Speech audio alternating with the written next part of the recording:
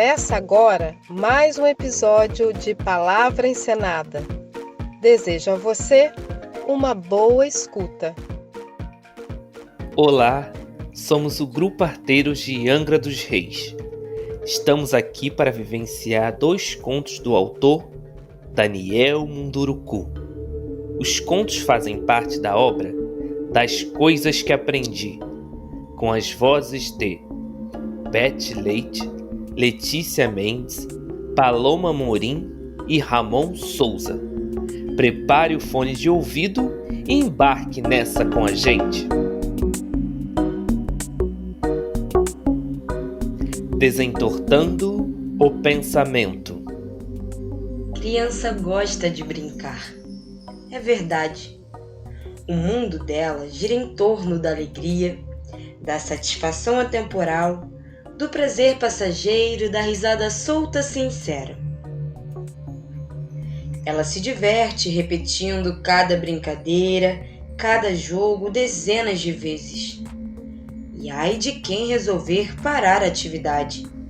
Ela logo fecha a cara e resmunga palavras incompreensíveis, externando sua insatisfação. Os pais são vítimas preferenciais dos filhos. O pai cansa logo e considera que a criança não tem bom senso ao querer brincar sempre da mesma coisa. Isso acontece na hora de contar histórias para elas. A mesma história todas as noites por semana seguidas? Nem a mãe, nem o pai aguentam mais contar a mesma história. Mas vai tentar convencer a criança de que está cansado da narrativa conto. Isso acontece porque a criança tem um pensamento circular ancestral. Dentro dela estão as lembranças que carrega consigo e que resume a história de toda a sua gente. Não me atrevo a chamar isso de karma ou dar uma denominação que vai confundir ou sobrepor conceitos. Prefiro pensar que todos nós trazemos escritas em nossos corpos as histórias de outra gente que nos antecedeu. O que quero dizer é que o pensamento circular da criança permite que ela visualize pontos na história narrada que se encontram invisíveis aos olhos do contador, pois o contador está sob a lógica da linearidade. Quem conta a história não consegue compreender que a fala precisa dar muitas voltas para que o espírito encontre sentido. Infelizmente, a escola corrompe o pensamento circular da criança. A instituição tem como objetivo formar a mente do aluno, ou seja, colocar na forma cultural, tornar a criança um ente igual a todos os outros. É na escola que ela aprende a entortar o pensamento e a se distanciar da circularidade da vida. É na escola que ela vai começar a distanciar o seu eu do ser do mundo. É onde vai abandonar sua compreensão real dos sentidos da existência. A escola lhe oferecerá em troca um futuro linear, todo planejado, todo certo, todo pensado, todo preparado.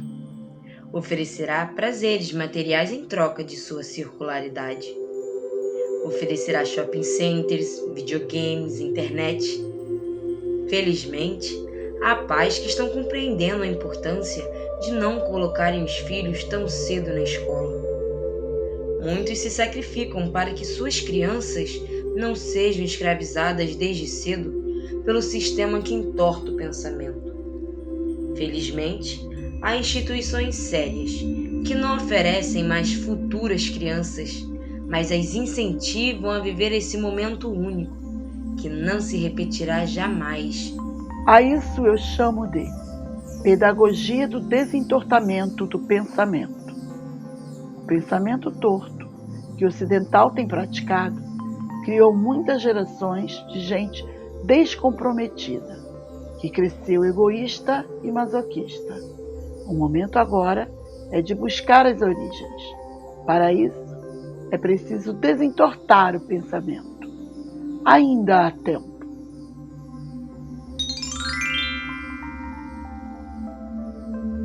Uma tarde na curva do rio. 2 dias depois do ocorrido, fui pego de surpresa. Mamãe falou que minha avó queria me ver. Fiquei matutando sobre qual seria o assunto. Tentei indagar minha mãe, que apenas deu de ombros e ignorou minha preocupação. Minha mãe também era estranha. Quando cheguei à porta da casa de vovó, estava um pouco nervoso. Além de estranha, ela tinha o hábito de passar um tempão dentro de casa. Quando eu ia visitá-la com os meus pais, via seu fogão de lenha cheio de panelas de barro. Elas estavam sempre cozinhando alguma coisa que parecia apetitosa. Vovó era excelente cozinheira e tinha sempre um gostoso caldo de peixe para oferecer às visitas. Naquele dia, porém, eu estava sozinho, ali, na porta da frente, aguardando o convite para entrar. Não demorou muito e minha avó pôs o lindo rosto para fora. Disse simplesmente: "Encontre-me hoje à tarde na curva do rio." Uau! O que será que iria acontecer? Por que vovó fazia tanta cerimônia para conversar comigo? O que ela iria me dizer? Foram perguntas que imediatamente surgiram na minha cabeça após aquele misterioso convite. Passei o resto da manhã numa expectativa danada. Minha mãe até notou que fiquei um pouco alheio aos meus afazeres, como se estivesse com a cabeça na lua. Ela até me perguntou o que havia, e eu simplesmente respondi que iria me encontrar com vovó. Quando a hora chegou, e ela sempre chega, corri para a curva do rio. Sabia que curva do rio era um modo de minha avó se referir ao lugar em que havia uma pequena cascata, onde sempre nos reuníamos para tomar banho, brincar ou simplesmente conversar. Vovó já estava lá, sentada sobre uma pedra. Ao me ver, sorriu. Nada disse, apenas indicou um lugar para eu me sentar. E quando tentei perguntar algo, ela colocou o dedo sobre a boca e pediu que eu olhasse para o lado do rio. Apenas isso. Passados alguns minutos, virou-se para mim e disse: Meu neto está querendo saber sobre os meus mistérios? Fiquei assustado com a pergunta. Como ela sabia disso? Meu neto é curioso. Isso é bom. Os curiosos sempre encontram o que procuram. E hoje vou dar um pouco para você. Não será muito, mas o bastante para que meu neto consiga caminhar sozinho. Era difícil para um menino quase homem entender o que estava se passando naquele momento. Deixei minha avó falar. Nosso povo sabe de onde veio, sabe para onde vai. Tudo isso está escrito na tradição de nossa gente, desde o começo dos tempos. Não precisamos saber ler as letras escritas da cidade. Tudo está escrito na natureza. É preciso apenas saber ouvir. Minha avó tem palavras boas, disse eu, tentando me fazer de entendido. Estou dizendo que é preciso saber ouvir. Meu neto precisa aprender a ouvir também. As palavras precisam sair de nossa boca depois de terem conversado com a natureza. É assim que eu vivo, meu neto. Por isso, você me vê muitas vezes saindo para a floresta. Vou lá aprender coisas que ainda não sei. Você parece já saber tudo. Como faço para aprender também? Vovó se ajeitou na pedra, olhou para o igarapé que corria à sua frente, como se estivesse conversando com ele. Depois se voltou para mim e simplesmente disse: Não sei. Cada pessoa aprende o que precisa para viver bem. Aos poucos você será conduzido aos conhecimentos de que precisa. O que posso dizer agora é que meu neto precisa ser criança, só isso. Tem de treinar seus sentidos ouvindo os sons da tradição.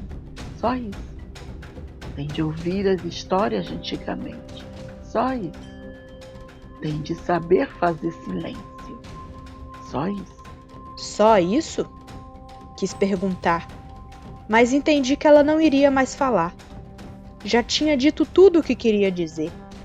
E eu havia ouvido o que precisava ouvir. Só isso.